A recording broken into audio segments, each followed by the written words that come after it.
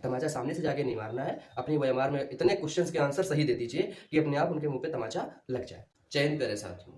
दोस्तों मैं विनय यादव आप लोगों का स्वागत करता हूं आपके अपने यूट्यूब चैनल विनय यूपीपी पे। दोस्तों आप लोगों के लिए बहुत बड़ी खुशखबरी है, क्योंकि देखिए भर्ती बोर्ड जो था उन्होंने पहले आप लोगों से आपत्तियां मंगाई और उसके बाद भर्ती बोर्ड की जो डीजी हैं रेणुका मिश्रा जी, उन्होंने खुद आकर बताया कि अगर आपकी भर्ती जो है उसमें 1% चांस है पेपर लीक का, जैसा कि आप लोगों ने कल सबूत भी दे दिए, सबूत पेश किए, तो उन्होंने बताया कि इंक्वायरी करने के बाद अगर 1% चांस मिलेगा तो आपकी जो भर्ती है पेपर रद्द कर दिए जाएंगे और उसके बाद में आप लोगों का री एग्ज़ाम होगा। तो चलिए इसी के बारे में हम लोग डिटेल में बात करेंगे कि आपका री एग्ज़ाम कब हो सकता है और किन किन शिफ्ट का री एग्ज़ाम हो सकता है। और जो सबूत दिए गए हैं 1500, आप लोगों को पता ही होगा, भर्ती बोर्ड की डीजी ने कल शाम को बताया अभी कि 1500 जो है एविडेंस हमारे सामने प्रस्तुत किए गए। तो क्या उनमें सारे के सारे सही हैं या फिर कुछ गलत एविडेंस भी भेजे गए? तो चलिए डिटेल में इन सब के बारे में बात करते हैं। लेकिन उसके पहले अगर आप लोग चैनल पर नए हैं तो भैया चैनल को सब्सक्राइब कर लें, क्योंकि यहीं पर आपको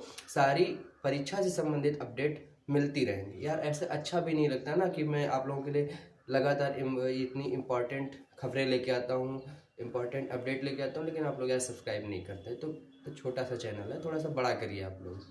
तो दोस्तों चलिए सबसे पहले हम बात करते हैं कि जो आप लोगों के द्वारा एविडेंस प्रस्तुत किए गए क्या वो सभी सही थे या गलत। तो देखिए बहुत सारे लोगों ने एविडेंस दिए हैं तभी तो 1500 एविडेंस पहुंचे, लेकिन उनमें से कुछ लोग ऐसे होंगे जिन्होंने जानबूझकर गलत एविडेंस दिए होंगे या ऐसे एविडेंस दिए होंगे जहां पर एडिटेड लिखा हो, ताकि भर्ती बोर्ड उन एविडेंस को गलत माने और उसके बाद में आपकी जो परीक्षा है उसको रद्द ना करे, री एग्जाम ना करवाए। पता है ऐसा क्यों किया उन लोगों ने? क्योंकि वो लोग बिल्कुल नहीं चाहते हैं कि आपका री एग्जाम हो, और ये वही लोग हैं जिन्होंने फ्रॉड करके परीक्षा दी है या फिर उनको पेपर पहले मिल गया है या उन्होंने पैसा दे के पेपर खरीदा है और उसके बाद परीक्षा दी। क्योंकि अब वो जानते हैं अगर री एग्ज़ाम होगा तो ना तो वो फ्रॉड हो पाएगा, ना तो उनको पहले पेपर मिल पाएगा, और पैसे देने की तो औकात अब दोबारा रहेगी नहीं। मतलब जाहिर सी बात है भाई, एक आदमी एक बार ही पैसा दे सकता है, दोबारा कितना पैसा देगा? और जिनको पैसा दिया वो भी इतने लॉयल नहीं होंगे कि दोबारा भी उनको प्रोवाइड करवाएंगे पेपर। तो जाहिर सी बात है बहुत सारे लोगों ने गलत एविडेंस दिए होंगे, लेकिन इसके लिए आप लोगों को बिल्कुल परेशान होने की ज़रूरत नहीं है, क्योंकि देखिए भर्ती बोर्ड इतना तो आप लोग भरोसा रख सकते हैं उसके ऊपर, उन्होंने पहले ही कहा था आप लोग आश्वस्त रहिए, हम इंक्वायरी करेंगे और उसके बाद में कार्रवाई करेंगे। और भर्ती बोर्ड कार्रवाई करेगा और आई होप पॉजिटिव कार्रवाई करेगा। आप लोगों के लिए पॉजिटिव खबर आने वाली है। देखिए मैंने कल दोपहर में आप लोगों के लिए बता दिया था कि अब तैयारी दोबारा शुरू कर दो, क्योंकि और इस बार आपको पर्याप्त समय भी मिलने वाला है।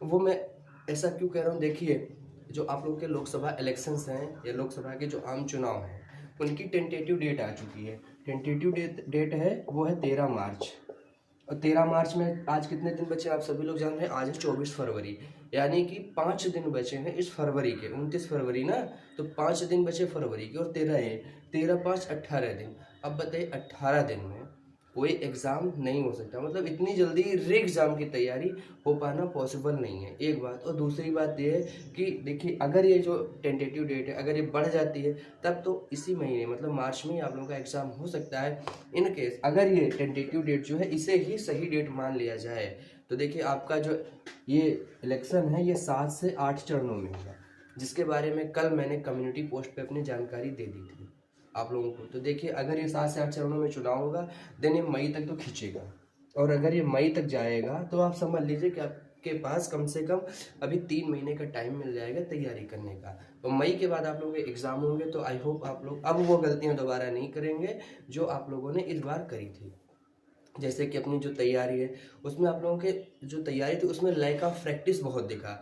आप लोगों की जो प्रैक्टिस थी वो बहुत कम थी, इस वजह से आप लोग पूरा पेपर अटेम्प्ट नहीं कर पा रहे थे। दोस्तों इस बार वो गलती मत करिएगा, इस बार पूरा पेपर अटेम्प्ट करने की कोशिश करिएगा और टाइम मैनेजमेंट ऐसा करिएगा ताकि आप ज़्यादा टाइम किसी एक क्वेश्चन पे ना दें। जैसे कि बहुत सारे बच्चे थे, एक एक पोर्शन छूट जा रहा था लोगों का, किसी का रीजनिंग छूट रहा था, कुछ क्वेश्चन तो किसी का मैथ पूरा पूरा छूट जा रहा था, या कोई जीएस छोड़ रहा था या कुछ, या फिर कोई हिंदी के कुछ क्वेश्चन छोड़ रहा था। तो इस बार वो गलतियां आप लोग ना करें। अब हम बात करते हैं कि आपके जो एग्ज़ाम्स हैं रे एग्ज़ाम वो किस किस शिफ्ट के हो सकते हैं। तो देखिए आप लोगों के द्वारा जो एविडेंस प्रोवाइड करवाए गए हैं भर्ती बोर्ड को, वहाँ पे मैक्सिमम एविडेंस जो है वो 18 की सेकंड शिफ्ट, 18 की सेकंड और 17 की सेकंड शिफ्ट, 18 की सेकंड शिफ्ट और 17 की सेकंड शिफ्ट के ही एविडेंस मैक्सिमम प्रोवाइड करवाया गया। हाँ, एग्जामपुर के विवेक सर ने 17 तारीख की फर्स्ट शिफ्ट का भी एविडेंस दिया था, लेकिन जो 18 तारीख की फर्स्ट शिफ्ट है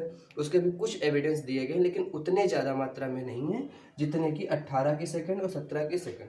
अब 18 सेकंड की तो ये जैसे कि मूली और गाजर बटता है ना मार्केट में, वैसे बच्चे बता रहे हैं कि मार्केट में बट गया था 18 की सेकंड वाला पेपर। तो देखिए ये तो 100% कैंसिल होगा, 100% ये कैंसिल हो जाएगा। 17 की सेकंड का मैक्सिमम चांस है कैंसिल होने के, और बाकी जो 17 की फर्स्ट और 18 की फर्स्ट है वो भी अगर उनके एविडेंस प्रोवाइड करवा दिए गए और उनसे भर्ती बोर्ड सेटिस्फाई होता है तो वो भी कैंसिल हो जाएंगे। इसका मतलब ये है कि आप जो 48 लाख लोग हैं सभी लोग अपनी तैयारी अब फिर से कर दो शुरू, क्योंकि देखिए जिन लोगों का री एग्ज़ाम नहीं होगा उनको फ़ायदा होने वाला है, उनको कम से कम 30 से 40 नंबर नॉर्मलाइजेशन में मिल जाएगा तो वो भी सिलेक्शन के करीब होंगे, और जिनका री एग्ज़ाम होगा उनको नॉर्मलाइजेशन में नंबर तो कम मिलेगा लेकिन जो असल फाइट उनकी होगी वही उनको सिलेक्शन दिलाएगी। तो अब आप सभी लोगों को तैयारी जम के करनी है, क्योंकि इस बार जो आप लोगों का सिलेक्शन का क्राइटेरिया होगा ना एकदम बदल जाएगा।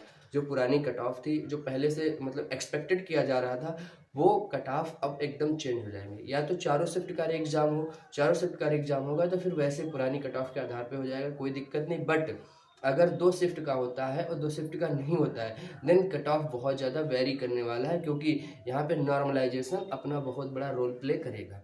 देन आप लोग अच्छे से तैयारी करें। और जो लोग भी अब फिजिकल के बारे में सोच रहे हैं, देखिए मैंने कल ही बताया था कि देखिए जब तक भर्ती बोर्ड की तरफ से कुछ ऑफिशियल नहीं आ जाता तब तक आप दोनों कर सकते हैं, लेकिन अब जैसे कि आसार बन रहे हैं, मैक्सिमम चांसेस लग रहे हैं कि अब आप लोगों का जो है फिजिकल नहीं होगा, आप लोग री एग्जाम की तरफ जा रहे हैं। क्योंकि भैया भर्ती बोर्ड की डीजी ने कल ये बात कह दी, तो डीजी तो डीजी है, वही सर्वे सर्वा है, उनके ऊपर तो फिर सरकार है, और सरकार जाहिर सी बात है उन्होंने, क्योंकि कल देखिए सीएस साहब के साथ में डीजी मैम की बैठक थी, आप सभी लोगों ने देखा ही होगा, आप सभी लोगों को पता होगा, तो वहाँ पे ज़रूर कुछ ना कुछ बात हुई होगी। तो उसके आधार पे जैसा कि मुझे लग रहा है कि अब आप लोगों का जो है फिजिकल ना होकर री एग्ज़ाम होने वाला, 100% री एग्ज़ाम होगा, या यूँ कह लो 101% री एग्ज़ाम होगा ही होगा। तो आप सभी लोग जिन लोगों की कुछ कमियां रह गई थी, कुछ गलतियां रह गई थी, उनको दूर करके ज़बरदस्त तरीके से तैयारी करें, और इस बार मौका जो मिला है उसे जाने मत दें। और वो लोग जो फ्रॉड करके आए थे आप लोगों से कंपटीशन करने, उनके मुंह पे तमाचा दे दें। अब तमाचा सामने से जाके नहीं मारना है, अपनी OMR में इतने क्वेश्चंस के आंसर सही दे दीजिए कि अपने आप उनके मुंह पे तमाचा लग जाए। जय हिंद दोस्तों, नमस्कार।